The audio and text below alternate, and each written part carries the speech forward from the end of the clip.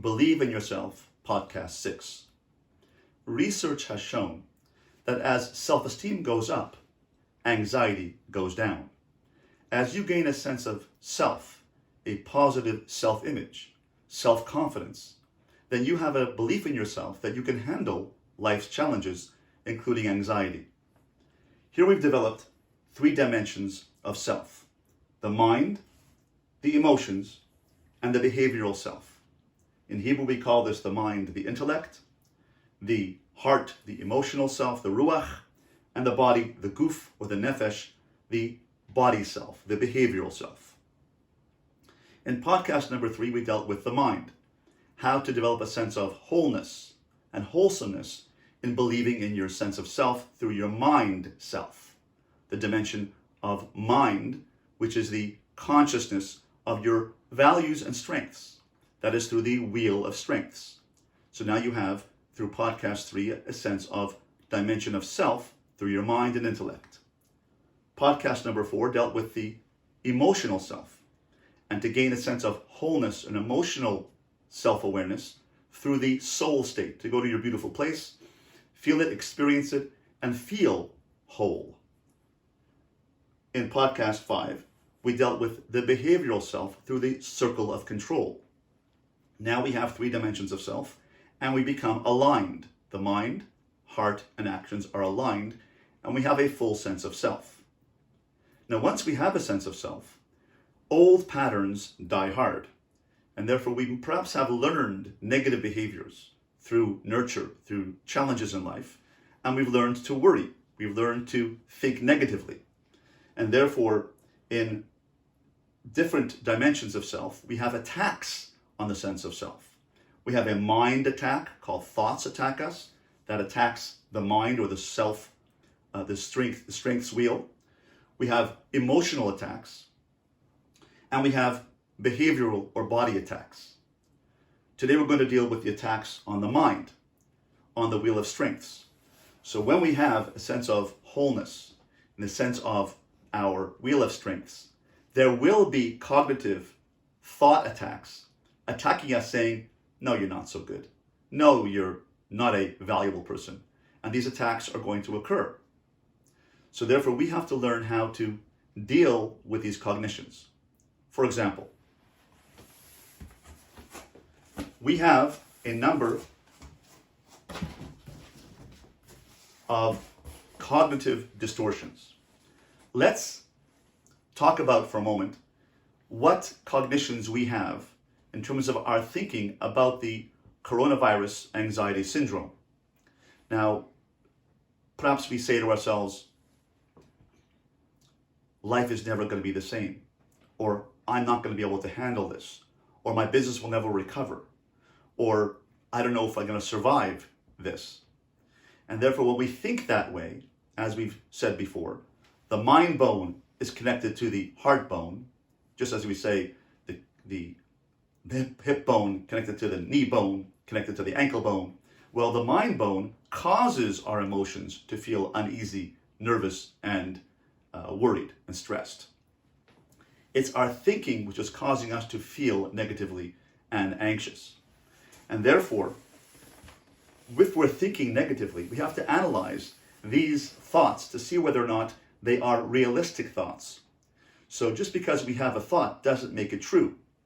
Remember, thoughts are just thoughts. They are not reality.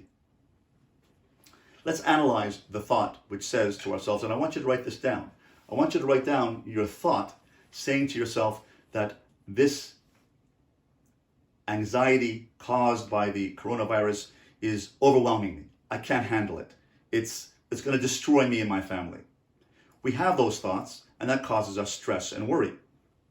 Let's analyze that thought with 8 possible cognitive distortions. Using a scientific method, let's analyze that thought to see whether or not that thought is true. Number 1, is it all or nothing thinking? If I say to myself, I'll never be able to handle this, or I'll never recover from this, this is called all or nothing thinking, otherwise known as black and white thinking. Is it true that I'll never recover? Can it be true? I'll never recover? we are using a black and white thinking, which is not true. Because we may recover. It's possible to recover. Many people will survive. And therefore, it is simply not true to say that I will never recover, my business will never recover, I'll never survive this.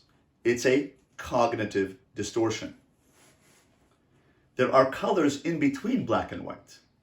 Gray, purple, blue, red, orange, green, yellow. And therefore, we have to say that there are levels and degrees of whether I can handle this or not. So to say I'll never recover is awfulizing ourselves, is using hyperbole, which is all or nothing thinking, which is a cognitive distortion. We need to change that statement. Number 2, overgeneralization. I'll never recover from this. Well, have you ever recovered from an illness before? Yes, you have. Have you ever had the flu before and recovered? Yes, you have. Do you know people who have had the coronavirus and recovered? Yes, you do. And therefore, it's not true that because of this, I'll never recover. You're overgeneralizing from this situation and saying, and never in my whole life will I ever be able to recover from this. That's called overgeneralization. And overgeneralizing is a distortion. It's a cognitive distortion. This is a particular challenge. We'll deal with it and we'll overcome it. Maximizing negatives. When you say, I'll never recover, this is a horrible situation, I'm losing my business, I'm losing income. Are you maximizing negatives? Yes, you are. Is it a distortion? Yes, it is. To look only at the negatives of a situation is negative thinking, and it is not true. Are you minimizing the positives? Are you not looking at the positives that have come out of this or could possibly come out of this? For example, I believe that since the synagogues are being shut down, the yeshivas and schools are being shut down, I believe that God is forcing us to go home. God is saying to us, go home and work on your shalom bayit. Go home and work on your marriages. Go home and work on your relationships. And if we focus on that and learn to listen, to talk, to be active listeners, to be more compassionate to our spouses and our significant others, then we are going to be able to learn that there are positives because of this. It's not all negative. And therefore we have to learn that there are positives coming out of this. Secondly, we can also reflect on ourselves and improve. The purpose of life, and you heard it here first, the purpose of life, according to the Vilna Gaon, is to become the best person you can become. I believe that being forced to avoid distractions and to avoid all of the negatives that are going on in our lives and to avoid all of the social interactions that we've been involved with all our lives and focusing on them, on what we eat and how we put that on Facebook and what we're doing on Facebook and where we've gone on Facebook, instead of working on interpersonal relationships, I believe that God is forcing us to go inward, to look inward and say, am I a person who speaks correctly? Am I a person who speaks positively? To do an internal self-inventory and say, let's stop focusing on the outside world for now. Let's work on our internal selves. That's a positive which is occurring because of this challenge. 5, fortune telling. Fortune telling is, I am predicting the future. I am being like a mini prophet. I'm saying, I'll never recover. I'll never get over this. Well, when you say, I'll never get over this, you are predicting the future. Now, prophecy ended at the end of the Second Temple period, around 200 BCE. And therefore, we do not have the power to predict the future. To predict the future and say, I will never recover, is saying, I'm predicting the future, and that is a distortion because we cannot predict the future.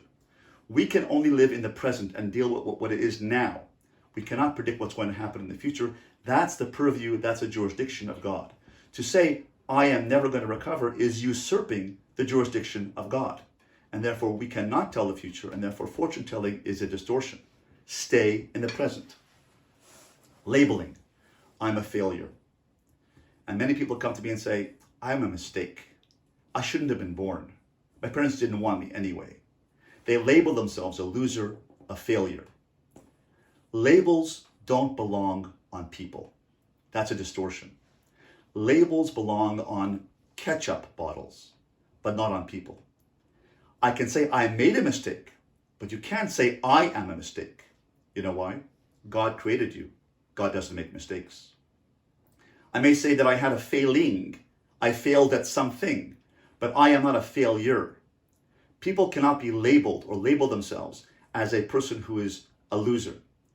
You have to say, I'm a person who's challenged, and I can deal with this. That is the correct statement, and therefore saying I am a failure or I'm a mistake is a labeling, which is a cognitive distortion. Number 7, shoulda, woulda, coulda. If only I would have taken a different career path, if only I would have married somebody else, if only I wouldn't have gone to that party or that gathering, I wouldn't have gotten sick, or that person wouldn't have gotten sick. Should have, would have, could have. Shoulda, woulda, coulda. That is a distortion. Why? Because should have, would have, could have is a fantasy. I didn't do that. I didn't take that career path. I didn't go that way. I went this way. And therefore, shoulda, woulda, coulda is a cognitive distortion. Therefore, we must live in reality and not in fantasy. Lastly, blame. I'm blaming myself for these mistakes. Why did I get stricken? Why am I in quarantine? Why did I get the virus? Why am I not successful in my life? Why do I have a difficult, challenging relationship? Why are my kids so difficult? I'm blaming myself, or I may blame others, blame my spouse for these difficulties, or I may blame the community, or I may blame the government, or blame the president for not taking further action or quicker action. Or, let's be honest with ourselves, we are all grappling at this time with our faith. We can tend to blame God. Why is God doing this? Why is God causing this pandemic around the world and killing innocent people, allowing people to die? We turn to God and we say, why is a good God doing this? Well, this is a matter of faith. This question was asked by Moses when he turned to God and said, show me your glory. And the Talmud in Brachos says that means Moses asked God, why do good things happen to bad people?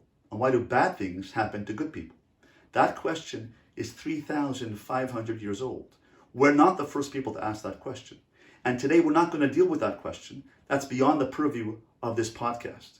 Perhaps at a different time we can answer this question and deal with the many philosophical answers to this question of why bad things happen to good people. However, blaming God is wrestling with God. It's okay to wrestle with God. It's okay to wrestle with our faith.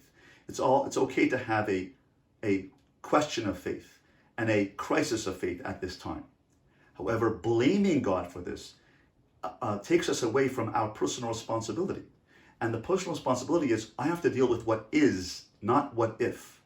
Why did this happen? Let's deal with what reality is. Instead of blaming others or blaming God, our job right now is to face responsibility and say, what can I do right now to deal with the CDC regulations? How can I practice social distancing? How can I wash my hands properly? How can I make sure that I don't go outside and expose myself to a difficult situation or an irresponsible situation? That's taking responsibility for myself. Now, if the statement we wrote down at the beginning of our segment is, I can never overcome this, I can never deal with this, life will never go back to be the same, then if we analyze that statement and we see that any one or two or three of that statement is guilty of violating one of these distortions. If I say to myself, I'll never recover, that's all or nothing thinking. I'll never recover, that's fortune telling. I'll never recover, I'm maximizing negatives, I'm minimizing positives. Well, therefore, that statement is wrong. That statement we're saying to ourselves is a distortion, and therefore we must change that statement. So instead of saying, I'll never recover, let's correct that statement by saying the following. This is a challenging situation. I am faced with a challenge. I'm going to marshal all my resources from my mind, my wheel of strengths, my emotional self, and my circle of control, what's inside my circle of control, and I am going to do my best to deal with the situation. I'm not going to try my best. I'm going to do my best, because trying is a cop-out. I'm going to do whatever it takes to handle the situation, to face this challenge. That is a cognitive reality.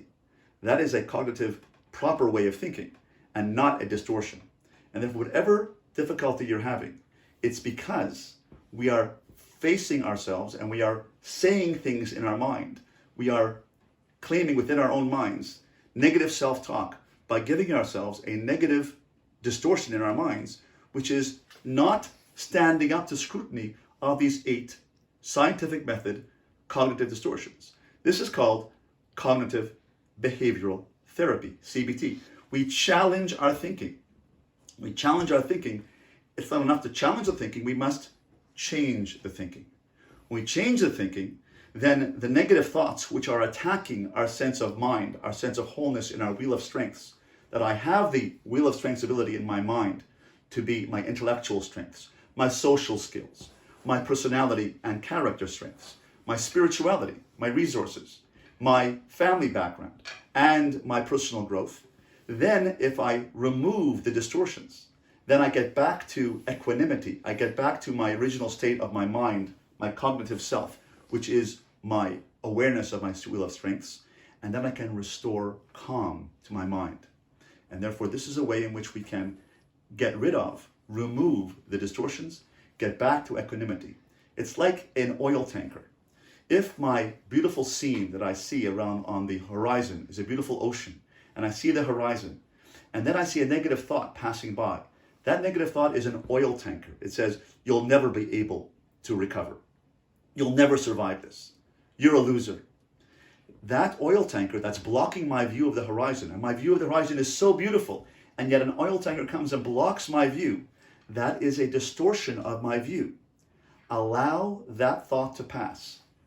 Change that thought. Change the oil tanker into a little sailboat and say, I can handle the sailboat. I can't handle an oil tanker, but the oil tanker is not true. It's an illusion because it is a cognitive distortion. So if I allow that oil tanker to pass, that negative thought to pass, or I change that oil tanker into a little sailboat, I'm able to say, I am bigger. My vision of intellectual strength, my wheel of strengths is bigger than that little sailboat. It's surely not bigger than a big oil tanker, but the oil tanker isn't true. The oil tanker is based on a distortion. And therefore allow the oil tanker to pass. Allow the oil tanker to diminish its size by you in your mind diminishing it and say, this oil tanker is really a sailboat.